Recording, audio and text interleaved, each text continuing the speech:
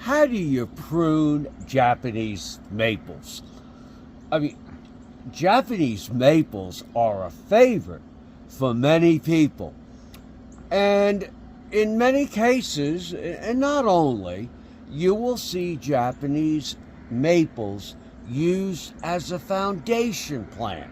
And that means it's a plant that is planted around the foundation of your home. They really can be beautiful. They can be yellow foliage, red foliage, orange foliage, green foliage, short, tiny, medium size, larger size. It depends on how big you want it to get. And many of the Japanese maples that people do like, and not only like, but sometimes they like more upright Japanese maples, but the Japanese maples tend to have a weeping shape. Now, I will tell you, I'm going to start out. My dad loves to garden. You will see my dad in the garden many days, pruning, weeding, hoeing. And one of the things that he does, he tends to prune quickly. He looks at the garden, he goes, wow, I've got so much pruning to do. I take more time to prune. He does not. So when he prunes, I always remind him, and this is very important with Japanese maples, not to leave stubs. There are probably two trees that will injure a tree more than anything. Probably my number one tree that you can injure by improper pruning is a cherry tree by leaving stubs. Stubs on the tree have no way to heal over this piece of branch, this piece of branch, this branch, because when you cut it back with the stubs, and when my dad quickly prunes, he doesn't pay attention to how he prunes all the time, because in his mind he has so much pruning to do. One tree you don't want to leave stubs, and stubs are where you leave an inch or two of the main stem. We've got it here, we've got it here, we've got it here. The tree has no way to heal over that. So this part dies, and then sometimes, and even on Japanese maples, the internal injury follows down into the main part of the stem. The other thing I don't like to do with Japanese maples is cut a branch that is more than half the thickness of the main trunk. It ought to be about a third of the thickness of the main trunk.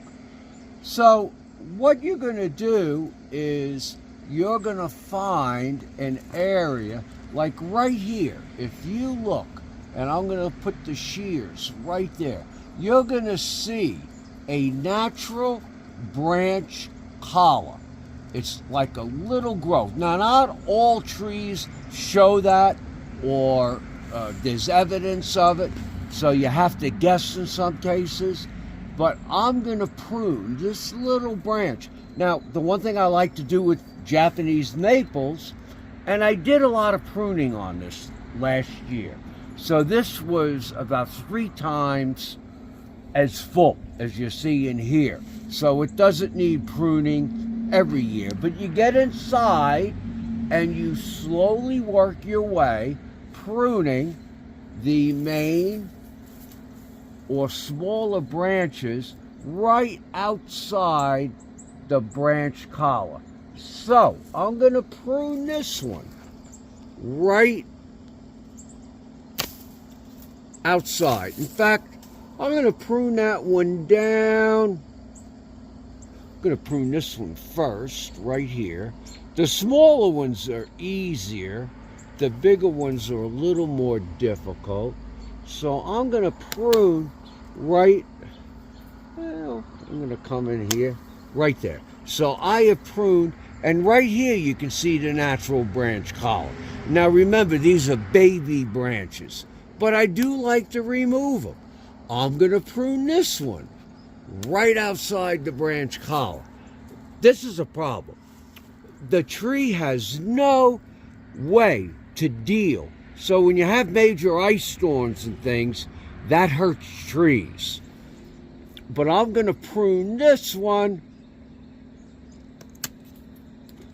Well, now here you have to guess where the natural branch collar. I'm going to cut the back side first. And then I'm going to come in here and just take my time. And this is where you need time to prune.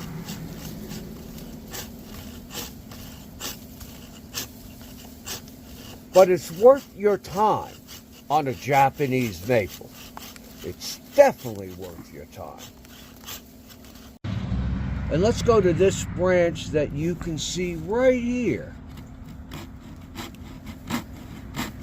Now they make these hand saws with larger teeth or smaller teeth, but I prefer the smaller teeth, and wear protective eyewear if need be, and I've pruned that one correctly. And now these were improperly pruned, little stubs. There's no way for this Japanese maple to heal over. But now, if you look here, you can see where as this branch gets bigger, this growth will eventually cover that part of the branch.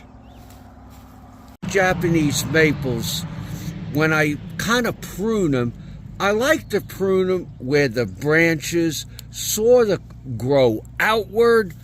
In some cases, Japanese maples will grow in you can see where this branch is very close to this main branch. So I'm going to come in and prune right to there. I'm going to come right here and prune right to there. I'm going to prune right to this point. Now, you can also use, if need be, a loppers. And so I'm going to prune. Now, granted, the loppers, I normally would prune a thicker one, but these loppers are great. So I'm just going to prune there, and I'm going to prune right outside that natural branch collar, and then I'm going to work my way up. Now, I will tell you, if you leave a lot of stubs, I want to again remind you, a lot of stubs will damage this branch, and this branch may eventually die. This branch may die all the way down to the main base or close to the base of the trunk. So you do not want to leave stubs. I can tell already this branch is not as healthy as other branches. The last thing I want to leave you with, when you prune the tips of the Japanese maple, like right here, you always want to prune to a branch. You don't, again, even on the tips, leave a stub.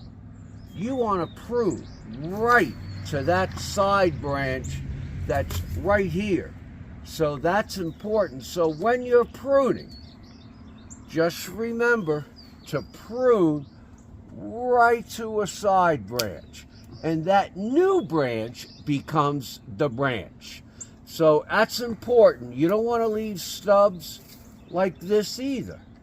This is improper pruning. This tree cannot heal from this. So when you prune, you want to prune to a side bud, so it continues to grow. Again, I'm from the Shenandoah Valley in Virginia.